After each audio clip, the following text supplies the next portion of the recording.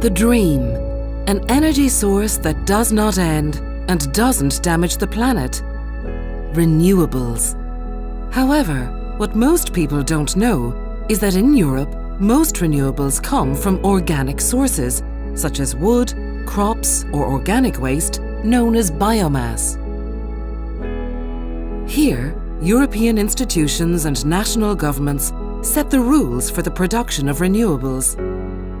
The consequences, you have to see it to believe it. The journey begins in Italy, which, burning through 3 million tons per year, is the world's largest consumer of wood pellets for heating. The Sardinian pellet saga began in 2011, when the Regional Forestry Authority decided to promote the use of wood for energy, authorising a pilot logging project in the state-owned forest of Marganai. Marganai is one of the largest home oak forests in the Mediterranean. The forest was declared a Natura 2000 site by the EU in the 90s.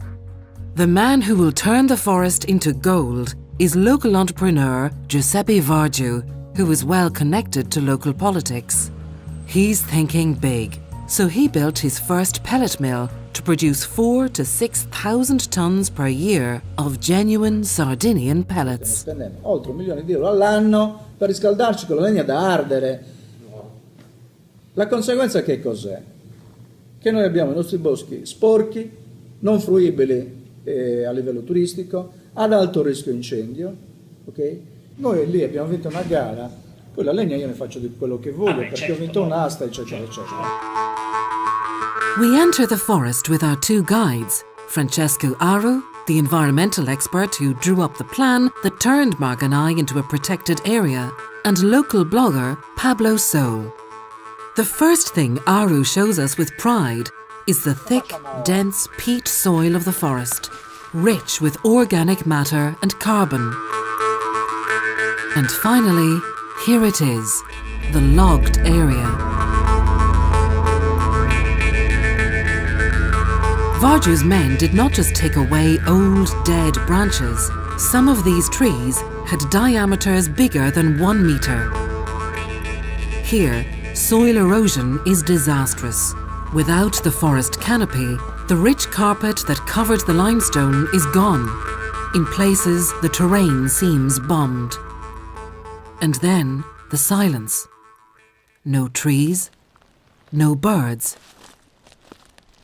Thrushes, blackbirds and pigeons that used to migrate over the forest are in decline, and even a rare pair of goshawks disappeared after the cuts. Non coltivo certezze in genere, io coltivo dubbi, non certezze. Però non ho proprio questa certezza che questo intervento sia stato, come viene detto, addirittura nefasto. Nefasto è una parola. The Forestry Agency boasts that their real ambition is not only to expand the project to all state-owned forests, but also to get private forest owners who control the other 50% of Sardinia's forests to cut down trees for energy. And what if the consequences of this ill-conceived and counterproductive approach to renewables had effects that went well beyond the borders of Sardinia? This pellet plant on the European border of Russia in Vyborg is the biggest single pellet producer in Europe. 1/4 of the world's forests are here, in Mother Russia. We have the largest factory that produces pressed biomass for European biomass generation. This is the largest one in the world. They produce it from just garbage that is not used by furniture production or by other more value-added sectors. Trucks loaded with massive logs. This beautiful wood must be headed for some furniture plant in the region. A very large furniture plant. Just garbage wood, they say.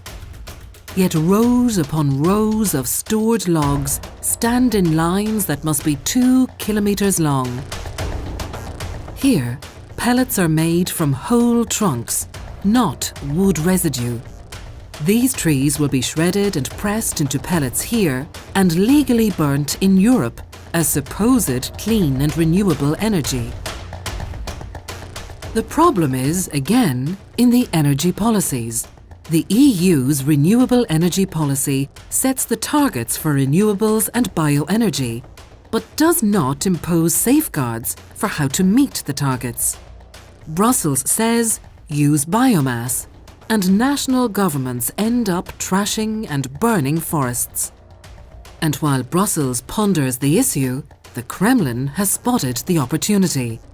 A new player, Russian Wood Pellets, just announced its intention to build a number of mega mills, 3 times the size of the gigantic Viborg plant we've just seen.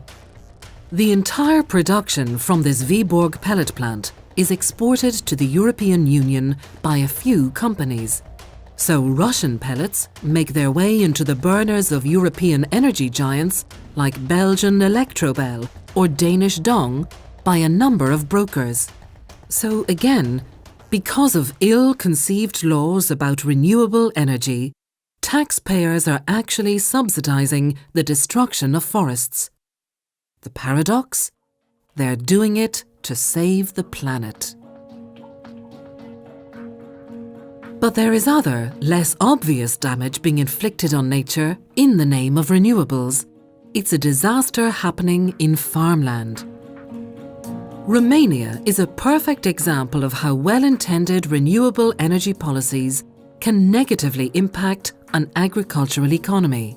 With a strong farming tradition and a national desire for energy independence, Romania quickly became a friendly place for the production of biofuels.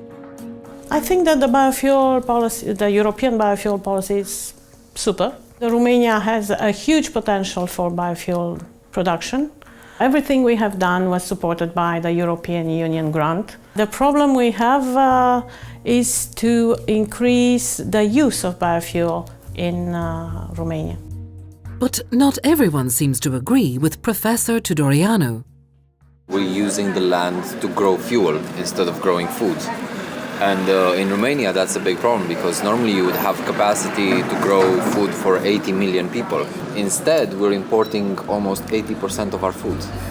Since 2007, biofuels have boomed in Romania. They've entered everyday life.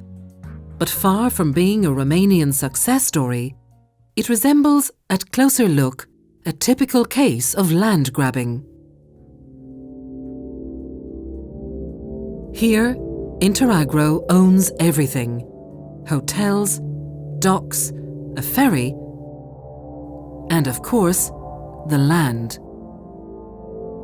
The impact a biofuel plant this size has on its surroundings is immense. The stark contrast with the unaltered natural landscape just across the Danube on the Bulgarian side is astonishing. The landscape has changed completely. Almost every corner of available land has been ploughed and sprayed with pesticides. A small patch of natural forest is a striking reminder of how alive this place once was.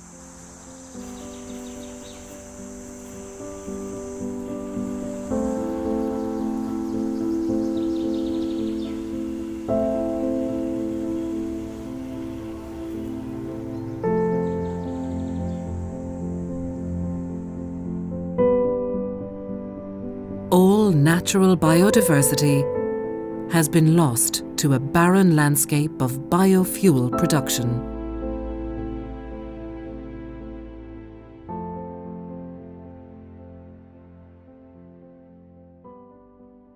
After another sea of monocultures, here's one of the largest biogas plants in the world, one of several belonging to Navarro Bioenergy. This ravenous monster needs more than 1,000 tons of corn every day, the same as 4 million people. The impact that a plant this size has on its surroundings is enormous and has left small-scale farmers struggling to keep up. We have this farm since 1969. The land cost has changed. It's very, very expensive. They are not living on the land and they are not farming. They only use it to put in their money. Energy producers have bought, in the last 10 years, 15 to 30% of the available land in some areas. In just 6 years, land prices have gone up 55%. Grazing land has become a luxury because of the competition corn represents. For the first time in 25 years, Germany, a big producer of corn, has become a net importer. The point is that it looks like life, but in fact, it's just an industrial-scale factory of plants. In an eerie silence, we look for a sign of life. Nothing. You do not have to go very far to see what this place once looked like. The fields actually border a national park. And here, life resists. We saw many former valuable grassland sites which have been plowed up and converted to monoculture of maize production. And this leads to a broad loss of grassland birds which used to breed on these grassland sites. Official data shows that between 2004 and 2010 alone, in large parts of Bavaria, some 90% of grasslands were lost, often to cornfields. Of course, we need renewable energy, but to be honest, bioenergy is a very tiny part of the future. We have to focus on wind and solar. This is a big challenge, how to make agriculture policy and how to make food production sustainable and ecologically viable in the long term. So things can go wrong, very wrong, even in a leading country that aspires for clean energy and where rules are applied.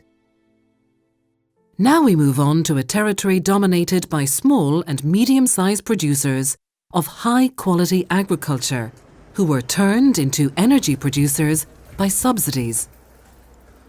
In Italy, Lombardy has the highest number of plants, and Cremona is the leading province, with 137 plants, or 1 every 12 square kilometres. The domes cover digesters, in which cereals are mixed with cattle excrement and fermented. The gas produced is up to 70% methane and is burnt in a small generator where the energy is channeled into the grid. Abbiamo un'azienda di vacche da latte per la produzione di grana padano. Adesso tutto il liquame della stalla e il letame viene inserito nel digestore per produrre appunto biogas.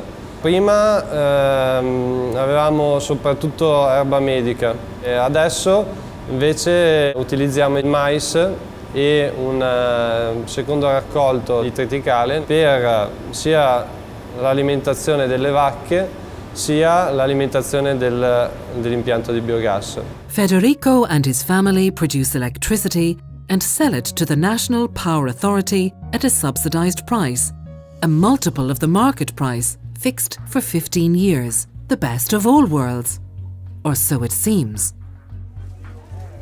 Il mercato dei cereali con l'arrivo degli impianti a biomassa è cambiato, nel senso che da una parte si è avuto una estensione di queste produzioni che hanno cambiato il paesaggio rurale, hanno cambiato anche i prezzi degli affitti per quanto riguarda i terreni agricoli, con conseguenze gravi per quanto riguarda le aziende zootecniche.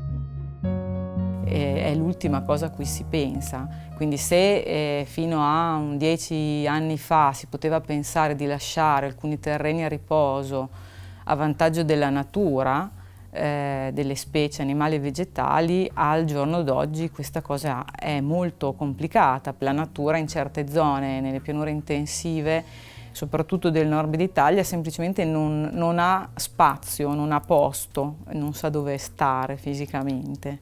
andando a vedere l'indicatore calcolato solo con i dati presi nelle pianure intensive, vediamo questo indicatore invece cala del 42%, cioè dal 2000 ad oggi le popolazioni degli uccelli che vivono in quelle zone sono quasi dimezzate.